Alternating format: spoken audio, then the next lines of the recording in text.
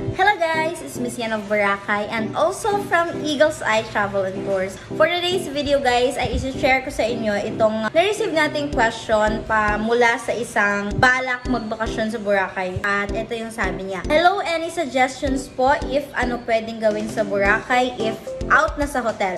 12 PM po out sa hotel and 8 PM pa po flight namin pa uwi. Ni-resched po ni Sebak.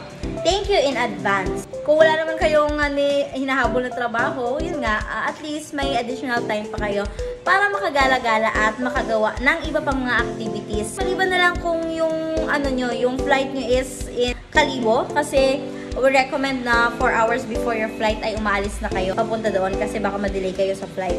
Pero kung yung flight nyo naman is in Caticlan Airport lang, meron pa kayong natitirang 5 hours na pwedeng ma-enjoy dito sa Boracay. And good news din ulit kasi travel agency kami dito sa Boracay with 5 stars rated since 2015 and talagang safe na safe kayo pag sa amin kayo magbubook. So ito nga pala yung mga activities na ino-offer namin na pwede nyo i-try sa mga nalalabing oras na yan in case ganito rin mangyari sa inyo, like nireschedule yung flight ninyo or talagang sinadya nyong i-book ng gabi yung flight ninyo. So, ito yung mga activities natin, guys. So, first recommendation is Boracay VIP Land Tour. This is a 3 hours activity with a private tour guide.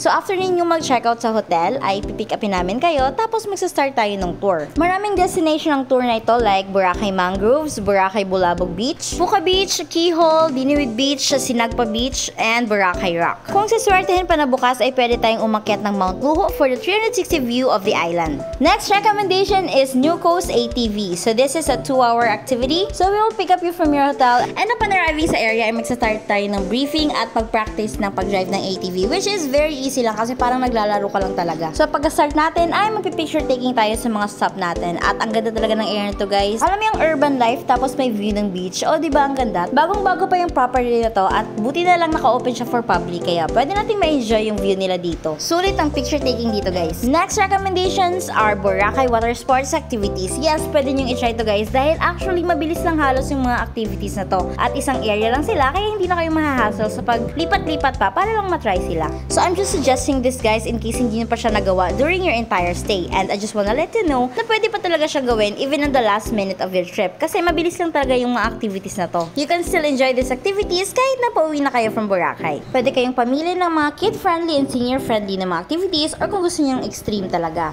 Last but not the least is Boracay to Mainland Tour. So ito yung pinakasulit na side trip talaga, guys, dahil ang daming inclusion sa package na to. Para ba naman di maging sulit? Meron na siyang ATV, zipline, river jumping, river kayaking, at also meron na rin free na kawa pictorial, yung umaapoy talaga ha. Kasama na rin sa package yung pick up from Boracay papunta dito sa mainland at mag-i-enjoy tayo doon ng mga activities na to while waiting for your flight back home. Nasa 2 to 3 hours ang duration ng activity na to. So sakto lang dahil pagkatapos dito ay diretso na tayo pa uwi sa flight ninyo.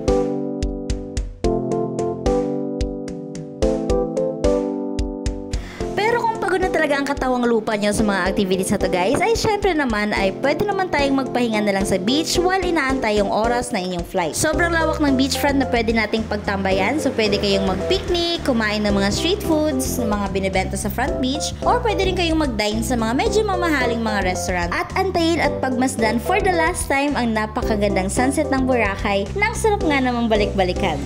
And that's it, guys. I hope nagkaroon kayo ng ideas sa video na to. So please like, comment, share, and follow for more. And also please do like, comment, and follow our business page in case gusto nyo pumuntang Boracay. I-try nyo yung service namin. Talagang sulit and quality since 2015 because we are 5-star rated and 100% recommended. See you here!